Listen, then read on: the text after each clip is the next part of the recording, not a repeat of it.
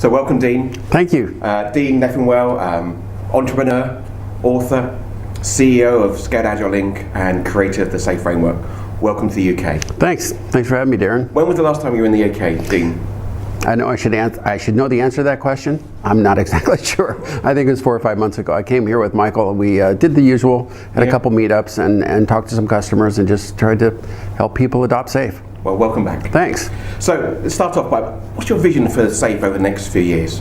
So the next few years, I think we have enough vision to know that the bodies of knowledge that we're working with now, which are many, so I'll describe them. Systems thinking has been around forever, but that's a real key element to what we're doing.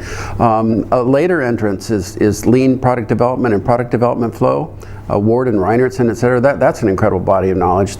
Agile development in general, and then the lean thinking paradigm, lean from Toyota, lean thinking manager teacher. These are fantastic bodies of knowledge that sit on the side of our engineering practices and software development, computer science. Those are really big bodies of knowledge. So I don't think we've begun to exhaust what we can learn from those. And then we see new bodies of knowledge emerge. I think DevOps is a good example of a way to start at the back end, if you will, and figure out how to deliver more frequently. And people like Gene Kim and Humble are laying down new pathways for us. So there's just no shortage of stuff to learn from.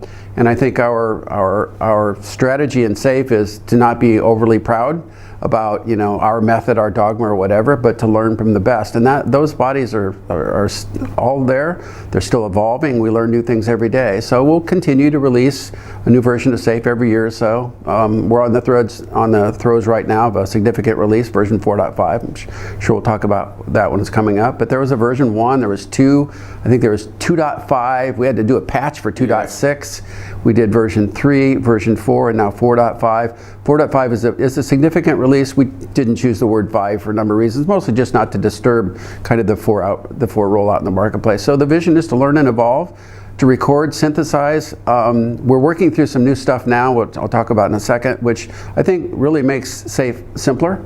I think when we start to understand how lean startup and lean thinking, lean UX, which is more of a hypothesis-driven approach, continuous delivery, DevOps, release on demand, fast feedback, A/B testing, that's a continuum. That's not, we'll bolt this here, here, and here.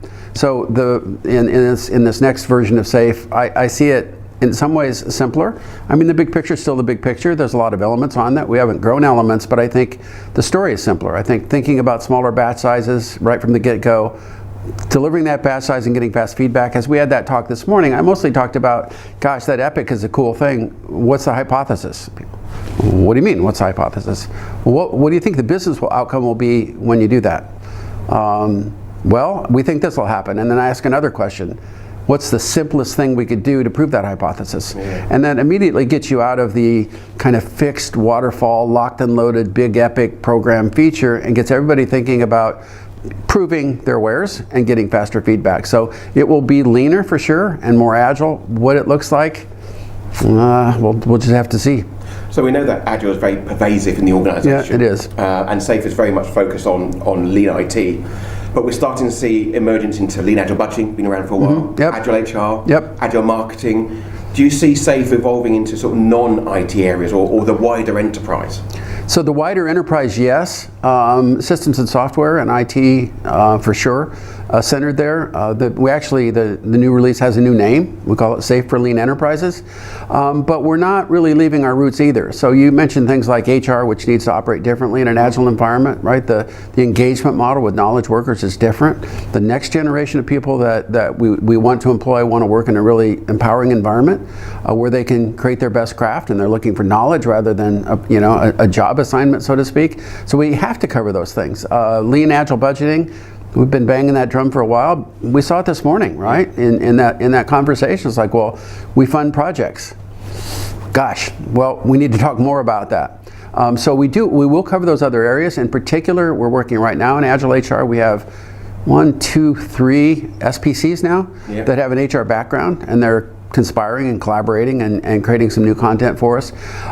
However, when I talk to my own team about strategy and execution of strategy, I talk about distinctive competence. I'm a junkie for a company that does a thing really well. And the more things you try to do well, the less well you can do them all, kind of by definition. Yeah. So we had that debate around the table, we're going to work, is there going to be safe for non-governmental organizations or, safe for marketing departments? And the answer is no. And the reason is we're software and systems guys. So I think I was being overly expressive at one point in our wide-ranging discussion. I say, is there a million lines of code in it? And if the answer is no, we're probably not going to do it. If the answer is yes, then that means all of these things, agile development, lean thinking, product development flow, they all come into bear. Now, having said that, we use SAFe in our entire enterprise. Our marketing team, our sales teams, our Scrum teams. We run, my team is a kind of Scrum Kanban combined, so it works to bring alignment and organizational and clarify responsibilities and ownership and know what the backlog is and to get those roles. But we're not going to be the ones to apply it outside of systems and software. Okay.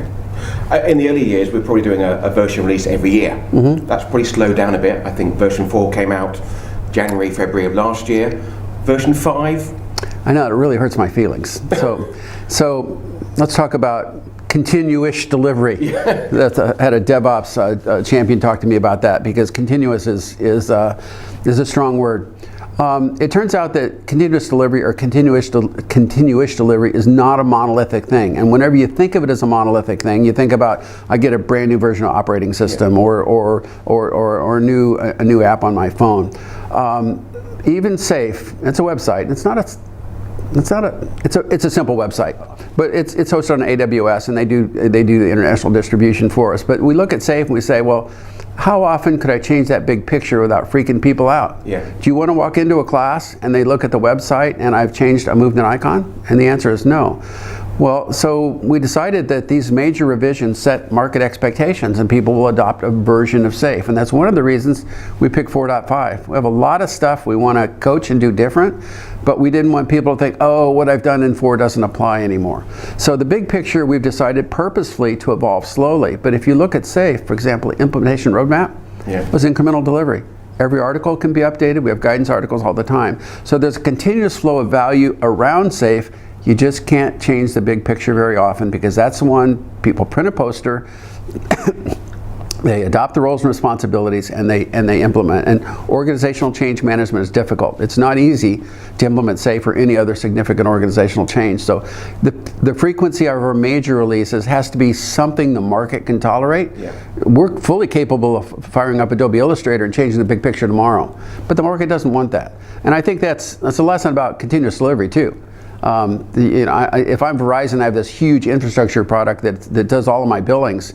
I probably don't want continuous delivery. I need some quality control checks. I probably have some end user training. I want more frequent delivery. Yeah. So I think that you're going to see a drive for everybody. The people we talked to today, they just need more frequent delivery. They can't wait 18 months to create a new feature, a new capability. But the guidance articles are pretty cool because you get them out there, you get the feedback on them. Get the feedback on them, and then you can bed them into the framework. Absolutely. And here's the secret, hardly anybody reads them. So we're actually, we have a design element working that we're not launching right away that basically says to write a big picture, here's a bunch of guidance. So it'd be a little simple pull down that says, hey, there's a new article. So we need to get people recognizing that it's not only stuff behind it, stuff on the side.